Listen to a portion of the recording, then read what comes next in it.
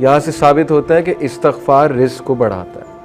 अगर किसी ने अपना रिज़्क़ बढ़ाना है तो वो इस्तग़फ़ार को पकड़ ले। इनफैक्ट रसूलुल्लाह सल्लल्लाहु अलैहि वसल्लम मेजॉरिटी सहाबा जब उनसे कोई ज़िक्र पूछते थे तो या वो दुरूद इब्राहिमी बताते थे या वो इस्तग़फ़ार बताते थे। ये साबित है सही हदीस से। तो इस्तग़फ़ार के बारे में एक हदीस ये भी आती है कि रसूलुल्लाह सल्लल्लाहु अलैहि वसल्लम ने फरमाया कि जो शख्स इस्तग़फ़ार को कॉन्स्टेंटली अपना लेता है, बहुत ज़्यादा कॉन्स्टेंट इस्तग़फ़ार करता है, Allah will make a way out of him from every difficulty. Allah ताला उस शख्स के लिए हर मुश्किल से कोई रास्ता निकाल देता है। तो मैंने खुद भी पर्सनली अपनी लाइफ में देखा, आई एम श्योर कि आप लोगों ने भी देखा होगा कि जो बंदा बहुत ज़्यादा इस्तग़फ़ार करता है उसके मामलात आसान होते हैं, और जो बंदा जितने गुनाहों में पड़ा होता है और इस्तग़फ़ार जो है नहीं करता है तो फिर ज़ाहिर है कि उसके मामलात फिर बहुत तंग हो जाते हैं, उसकी लाइफ बहुत तंग हो जाती है। इसी तरह सबसे जो बेहतरीन, ये वन ऑफ द फेवरेट आयत है सहाबा की। मेजॉरिटी सहाबा जब उनसे पूछा जाता था कि आपकी फ़ेवरेट आया कौन सी है, सहाबा की आपस की कन्वर्सेशंस ये होती थी, बैठकर एक दूसरे से डिस्कस करते थे कि आपकी फ़ेवरेट आया कौन सी है, आपकी फ़ेवरेट आया कौन सी है। तो चैप्टर 39 वर्स नंबर 53, सूरह ज़ुमर वर्स 53, कुल या इबादी अल्लज़ीना असरफ़ू अला अनफुसिहिम ला तक़नतू मिन रहमतिल्लाह।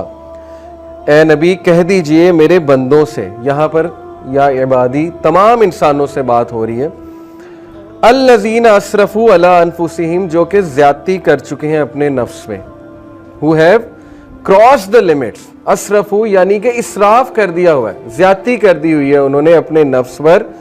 क्या कहो उन्हें, ला तक़नतू मिन रहमतिल्लाह, कि अल्लाह की रहमत से मायूस नहीं हो।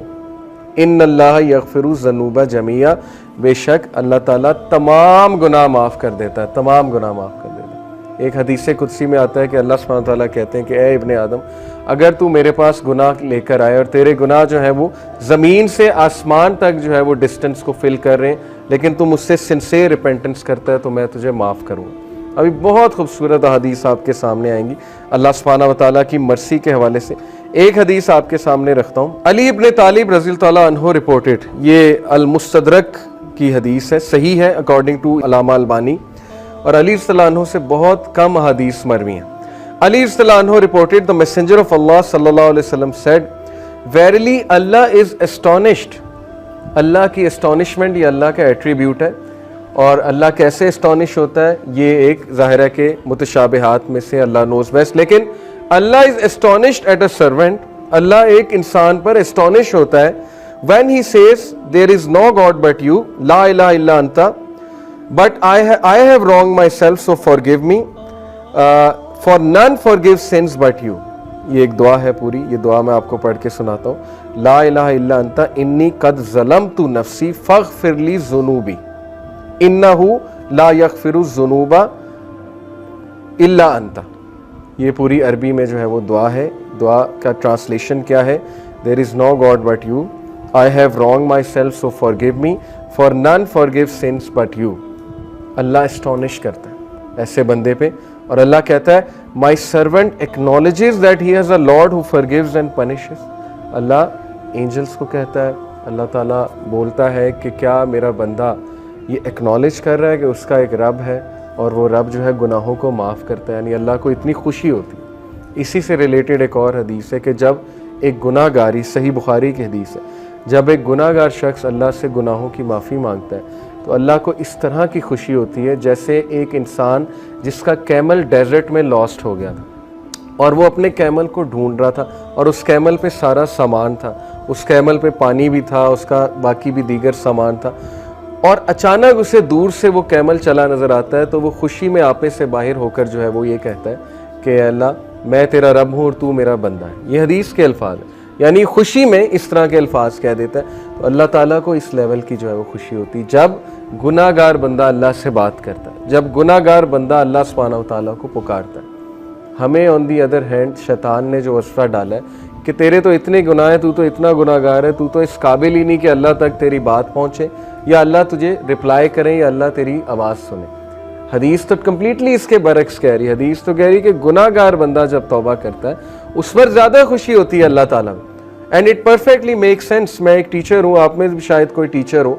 जब अच्छे स्टूडेंट जो है वो ए लेते रहे, ए स्टार लेते रहे, मुझे कोई इतनी खुशी नहीं होती, मैं कोई सरप्राइज नहीं होता हूँ। लेकिन जब बैक बेंचर और एक ऐसा स्टूडेंट जिसका रिकॉर्ड ही कोई नहीं है, वो अगर अच्छे नंबर ले ले तो मैं एस्टॉनिश भी होता हूँ, और जाहिर है कि मुझे दुगनी खुशी होती है, शायद इससे भी ज़्यादा खुशी होती है। तो it perfectly make sense. Okay, तो ये एस्टॉनिशमेंट के बारे में, अल्लाह की एस्टॉनिशमेंट, ये अल्लाह का एट्रीब्यूट है कि रब एस्टॉनिश होता है, और इसीलिए अल्लाह ने अपने अर्श पर लिखवाया ना कि वेरिली माई कंपैशन ओवरकम्स माई रात, बेशक मेरी जो नरमी है या मेरा जो कंपैशन है, मेरी जो मोहब्बत है, मेरी जो मर्सी है, वो मेरे गुस्से पर हावी है, वो मेरे गज़ब पर हावी है। और ऐसा ही है, हम अपनी ज़िंदगी के मामलात देख लें, अगर अल्लाह हमें हमारे गुनाहों पे फ़ौरन पकड़ शुरू कर दे तो शायद हम में से कोई भी ज़िंदा ना बचे, तो शायद हम में से कोई भी जो है वो इस ज़मीन पर चल ना सके। लेकिन कितने चांसेस देता है, कितने चांसेस देता है अल्लाह। आप यहाँ से अंदाज़ा लगा लें कि खालिद बिन वलीद को चांस दिया अल्लाह ने। एक टाइम पे वो दुश्मन है रसूलुल्लाह सल्लल्लाहु अलैहि वसल्लम, अगले ही टाइम पे वो एक ऐसे कमांडर बने कि उनके सैफ अल्लाह का लक़ब उनको दिया गया। हालांकि ज़ाहिर है एट वन मोमेंट गुनाह कर रहे हैं, नबी के खिलाफ तलवार निकाल रहे हैं, इससे बड़ा गुनाह और क्या है। बहुत बड़े बड़े गुनाह लोगों से हो जाते हैं, लेकिन अल्लाह का दरवाज़ा हमेशा खुला है। अल्लाह का दरवाज़ा कभी बंद नहीं होता, इंसान खुद दरवाज़ा बंद करता है, अल्लाह कभी दरवाज़ा बंद नहीं करता। ओके, सो इसके बाद मैं तौबा की कंडीशंस के बारे में आप सबसे बात करना चाहूँगा। बहुत ज़रूरी है कि चूँकि तौबा एक बेहतरीन अमल है, बहुत बड़ा अमल है, ये हमारे बाप का अमल है, हज़रत आदम अलैहिस्सलाम का अमल है। तो इट इज़ इम्पॉर्टेंट कि हम जानें कि सिंसियर रिपेंटेंस होती क्या है। उससे पहले एक और हदीस मैं आपको सुना दूँ, सिंसियर रिपेंटेंस की इंशाल्लाह बात कर रहे हैं। सिन ड्यू टू डिज़ायर, डिज़ायर की वजह से सिन और एरोगेंस की वजह से सिन, ये दो मुख्तलिफ चीज़ें, ये समझ लें। अबू नोएम रिपोर्टेड, ये हिलियतुल औलिया एक किताब है बहुत ज़बरदस्त, उसमें सलफ़ के वाक़यात मौजूद हैं। अबू नोएम रिपोर्टेड सुफियान इब्ने उयैना रहीमहुल्लाह said, whoever commits a sin due to desire, जो भी गुनाह करता है ख्वाहिश की वजह से, verily whoever commits a sin due to desire, we should hope for his repentance, हमें उम्मीद होनी चाहिए कि उसका गुनाह माफ़ हो जाएगा। क्यों? verily आदम अलैहिस्सलाम disobeyed due to desire and he was forgiven, क्योंकि हमारे बाप आदम अलैहिस्सलाम ने डिज़ायर की वजह से, डिज़ायर थी ना कि अल्लाह ने मना किया ट्री से नहीं खाना, सेल्फ कंट्रोल ज़ाहिर लूज़ हो गया फॉर वट एवर रीज़न, और डिज़ायर की वजह से जो है या क्यूरियोसिटी की वजह से है, गुनाह कर बैठे। तो उन्होंने कहा कि इन्होंने सुफियान इब्ने उयैना ने कि अगर कोई शख्स डिज़ायर की वजह से गुनाह करता है तो उसकी माफ़ी है। But if a sin is committed due to pride and arrogance, then fear that the perpetrator may be curse, लेकिन अगर कोई शख्स मुतकब्बिर होकर, और जैसे फिरऔन था, अना रब्बुकुमुल आला, तकब्बुर, एक तो गुनाह कर रहा है, बच्चों को मार रहा है, आगे से ऐलान कर रहा है कि मैं रब हूं, मैं जिंदगी देता हूं, मैं मौत देता हूं, तो ये वाला जो सिन है इसके बारे में है कि that person will be cursed. Verily Iblis disobeyed due to pride and he was cursed.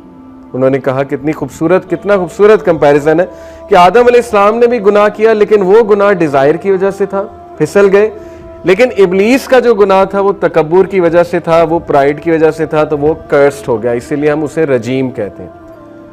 तो अगर आप किसी को गुनाह में मुब्तला देखें तो उसको पहली तो बात जज ना करें, क्योंकि वो शख्स स्ट्रगल कर रहा है, वो कौन सा प्राइड में कर रहा है। बहुत से ऐसे गुनाह है, मुसलमान तो प्राइड में नहीं कर सकता, मैंने तो आज तक ऐसा मुसलमान नहीं देखा जो गुनाह करके जो है तकब्बुर करे कि मैं तो बिल्कुल ठीक हूँ।